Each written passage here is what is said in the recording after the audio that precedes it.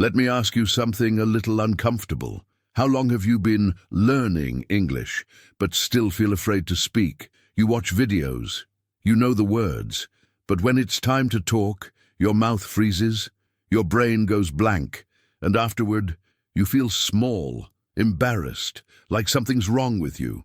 But here's the truth, no one teaches in school.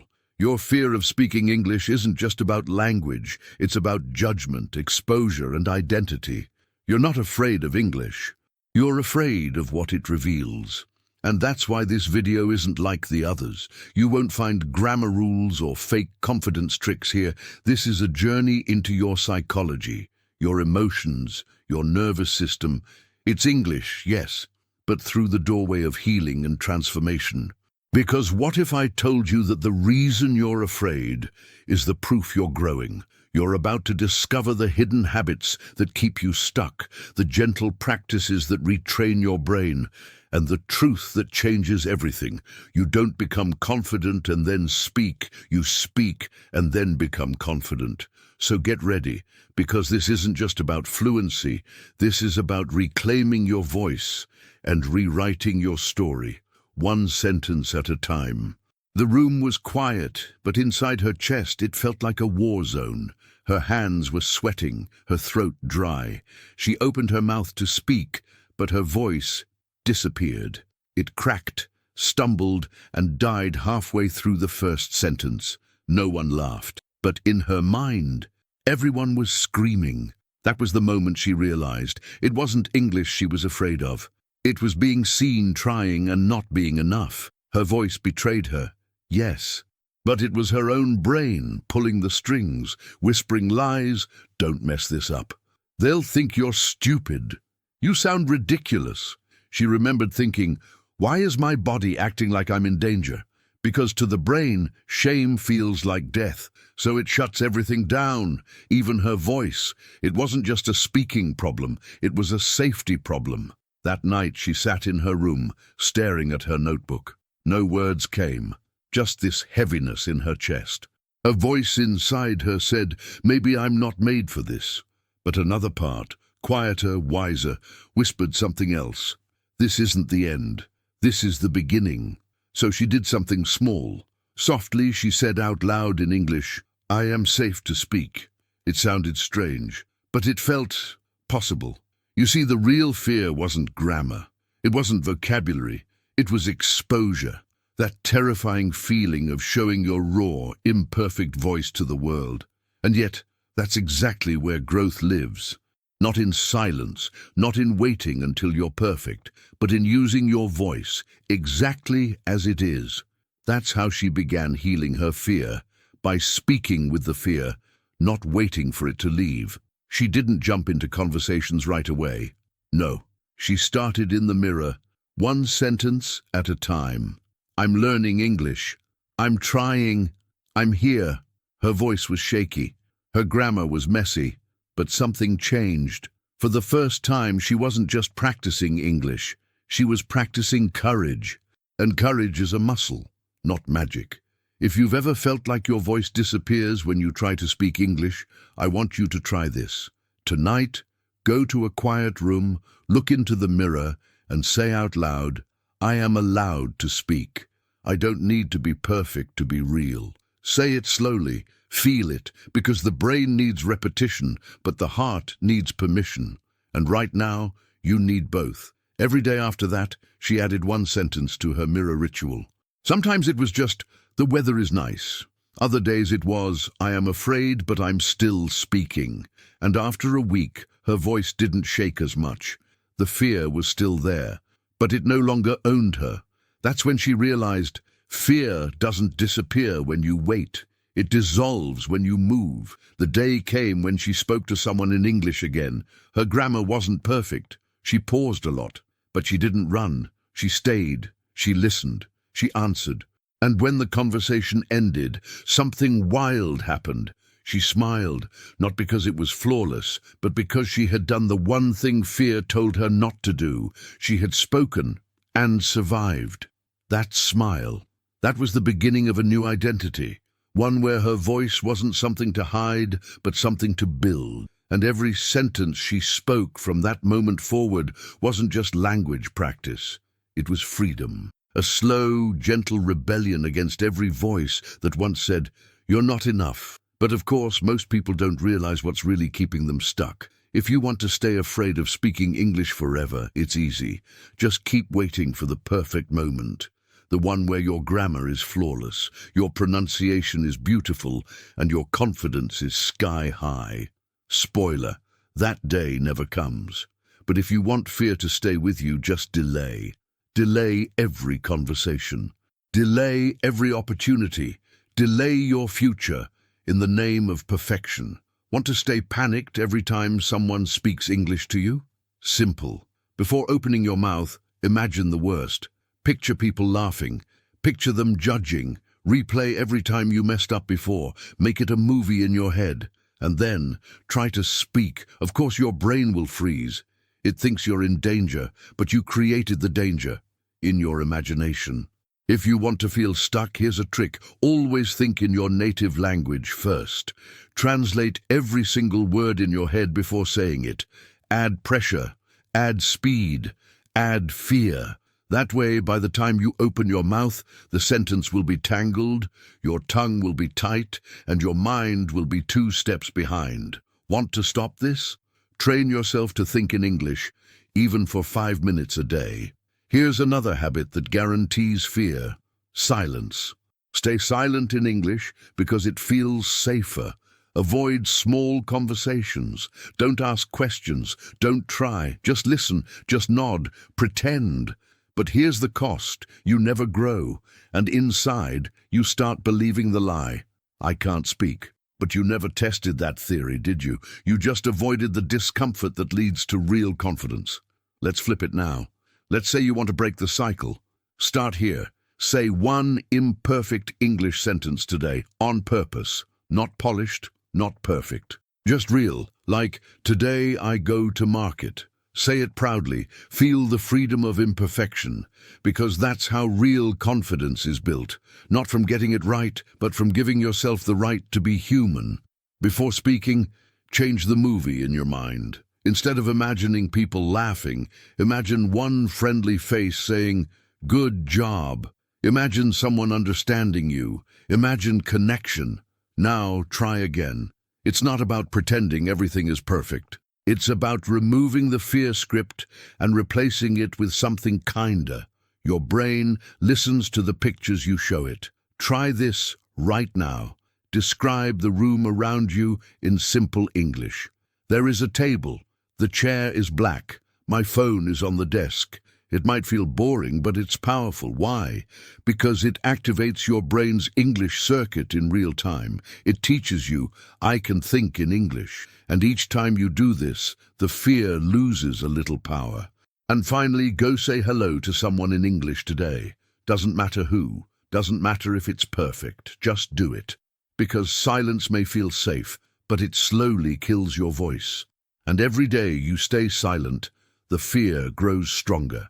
But every day you speak, even one word, you prove to your brain, I am no longer afraid. And the brain listens. It always listens. But what will you tell it next? She sat across from a new friend, smiling nervously. Then came the question, so where are you from? Her heart raced, her brain searched for words. 2 seconds passed, maybe 3, and in her mind that pause felt like a lifetime. The other person waited kindly, but she didn't see that. All she saw was failure. Again. In her head the voice was brutal. Why are you so slow? Other people answer immediately. You're broken. But she wasn't. What she didn't know was this.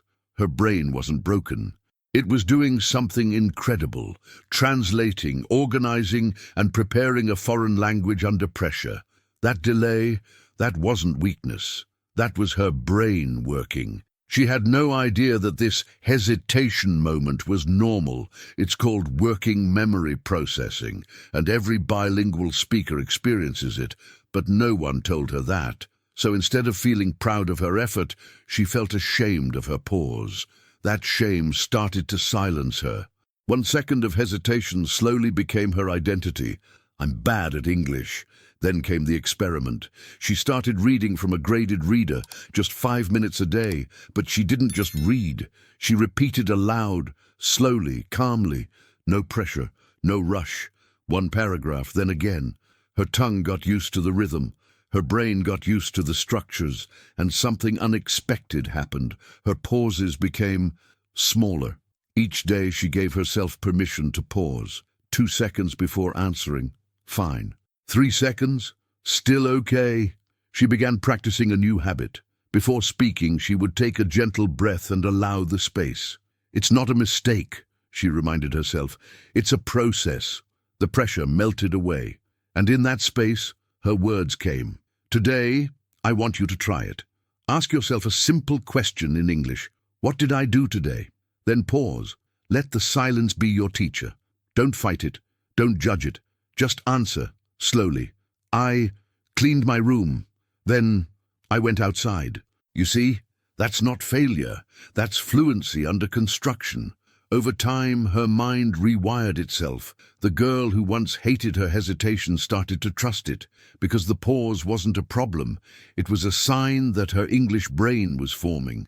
She wasn't slow, she was growing, and that shift changed everything. From panic to permission, from fear to flow. She started recording short replies in English, calm ones, not dramatic, not fast, just real. I like coffee. Today was hard. I'm learning to speak. And every time she hit play, she didn't hear a broken voice. She heard progress. Imperfect, but alive. And that was enough to keep going. But most people never discover that secret.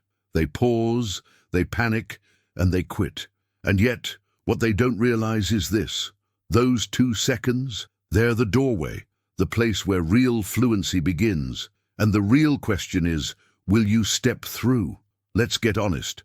Most people say, I'm afraid to speak English. But that's not the real fear.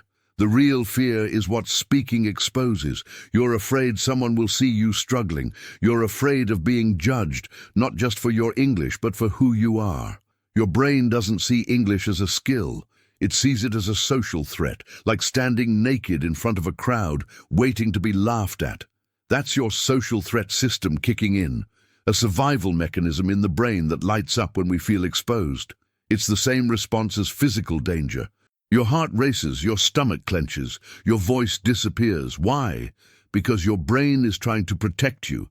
It doesn't care if it's English or a tiger. Exposure equals risk, so it says, shut down.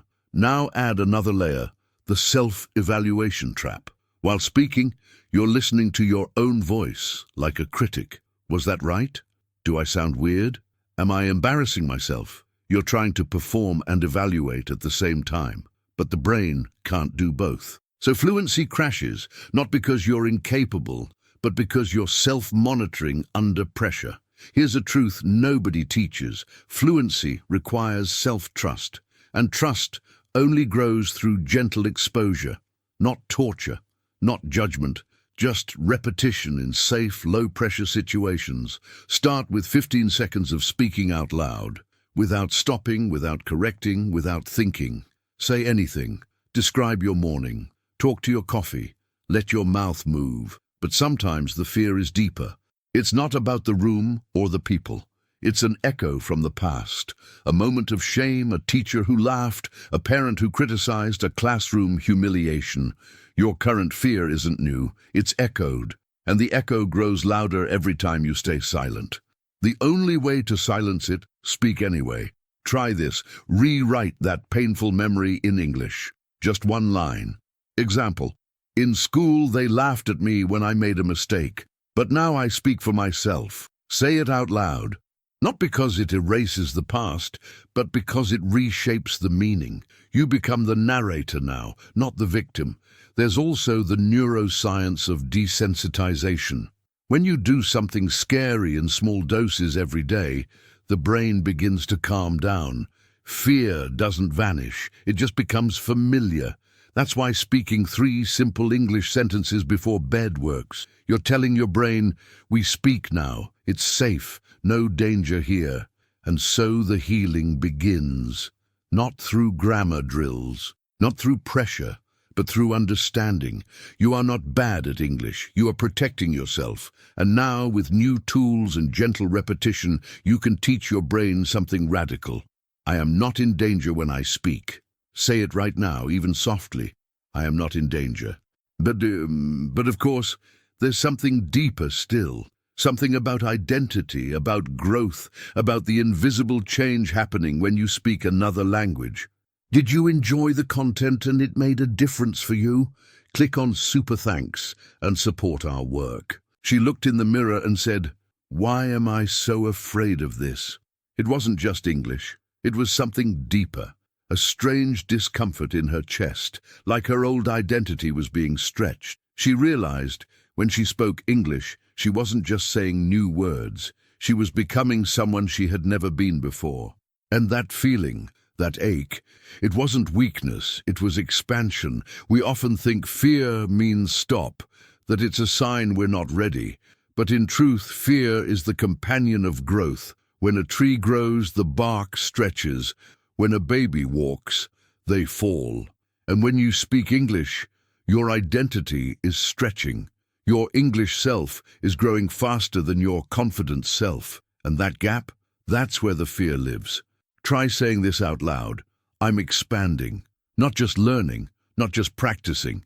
Expanding. Because when you learn a new language, you don't just add vocabulary. You open doors inside yourself that were locked before. You begin to express feelings you've never named. You begin to imagine futures you've never allowed. That's no small thing. That's transformation. But there's another layer. The fear isn't always about the words. Sometimes it's about authenticity. You're not afraid of English. You're afraid your real self will be judged. The sensitive self. The one who overthinks. The one who still carries old shame. That's why speaking feels so risky, because it's not just grammar on display. It's you. Here's a challenge. Speak one vulnerable sentence today. Something true, something personal. For example, I feel nervous when I speak. Or, sometimes I feel behind. Say it in English, even if it breaks your rhythm.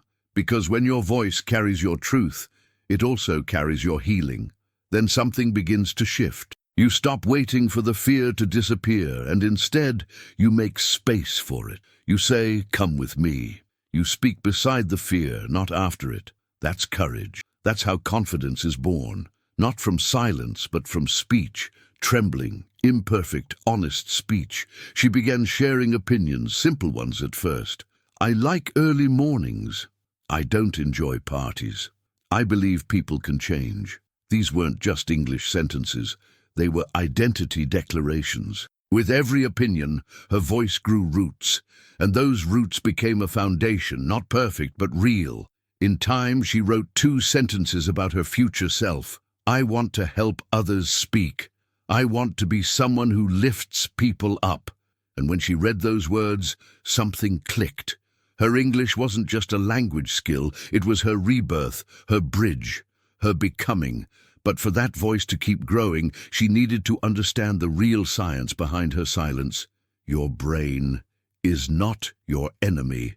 It's just confused. When you feel fear before speaking English, it's not because you're weak. It's because your brain thinks you're in danger. And when it believes that, it activates the amygdala, the fear center. That's when words vanish. Not because you forgot them, but because your brain chose silence to protect you. Have you ever noticed that when you're relaxed, maybe alone or singing in the shower, the English just flows? That's not magic. That's neuroscience. Calm brings back access to verbal recall. It's like a key. That's why one simple breath before speaking can change everything. Try it now. Inhale, exhale. Then say, I'm learning to speak. Feel the shift. There's something called the rhythm release effect. When you speak in rhythm, shadowing, repeating, echoing native speakers, your brain activates automatic speech circuits. It bypasses fear.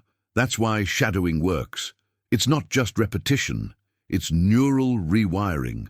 30 seconds a day can change your fluency far more than 3 hours of quiet study. Do this tonight. Pick one slow English sentence from a video. Pause. Shadow it. Repeat it with the same emotion, the same breath, even if it's not perfect, even if your voice shakes. This is not about performance, it's about permission. And every time you shadow, you tell your brain, we are safe, we can speak. Now let's talk about the micro-activation loop. If you speak just a few English words every day, the same ones, you speed up neural retrieval. That means your brain finds the words faster, like a path being walked over and over until it becomes automatic. So pick a phrase, something like, I'm growing stronger. Say it 20 times today, out loud, gently. And remember this, the safety voice connection is real. When your body feels safe, your voice flows. That's why your shoulders matter. When you tense up, your breath shortens. Your jaw locks, your voice disappears. But if you roll your shoulders back, breathe into your belly, and drop your weight, suddenly your English sounds softer, more stable.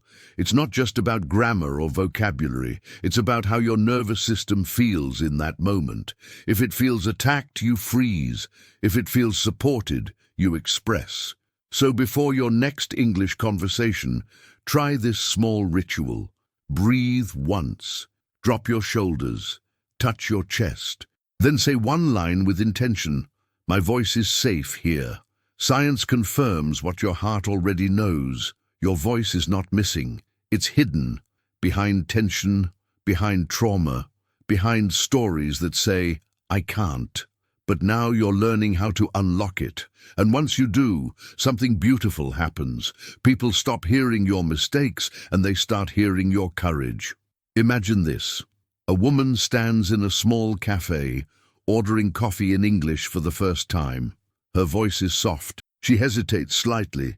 She mixes up the word latte with later. The barista smiles gently.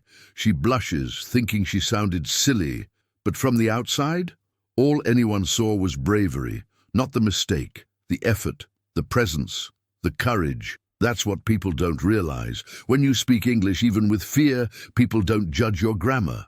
They admire your attempt. They hear your presence shift. You go from silent to expressive, from invisible to human. Your words might wobble, but your intention is clear. I'm here, I'm trying, I'm alive. So here's the shift. Stop aiming to sound perfect. Aim to sound present. Speak slowly. Pause when you need to. Let your words land like pebbles in a still lake. Practice one slow sentence today. I'm learning. I'm allowed to grow. Let it echo in your chest. Because fluent speech isn't fast, it's clear. And clarity starts with presence. There's a powerful thing that happens when you speak English out loud, even imperfectly. People respect you more than you realize. They don't hear broken grammar. They hear boldness. Most people never even try. So when you do, you become different. Not because your English is perfect, but because your spirit is visible. Try this. Say one English line confidently today, even if it's simple. Nice to meet you. How was your day? I hope you're doing well. Say it to a stranger, a colleague, a voice message, even your pet. It's not about the sentence. It's about reclaiming your space in the world with your voice. And here's the beautiful paradox. The more vulnerable your English is, the more relatable you become. Your small mistakes, your pauses, they make you human. And being human is more powerful than being perfect. People connect to real voices, not robotic ones. So the very thing you're hiding, it might be the thing that opens the door. She once told a tiny story to a classmate, in English, about her favorite childhood food. The grammar wasn't great, but her eyes lit up. Her hands moved. Her soul came through. And guess what? That classmate still remembers the story. Not because of the words, but because of the feeling. And when you show up with your real voice, doors start to open. People invite you, they trust you, they give you opportunities you never thought you'd have. But those doors only open for the ones who knock. And knocking doesn't require perfection, it just requires the sound of your voice, even shaky, even afraid. And that brings us to the final, most life-changing realization of all. She used to think, when I'm confident, then I'll speak. But it never happened. Days passed, months passed, still silent.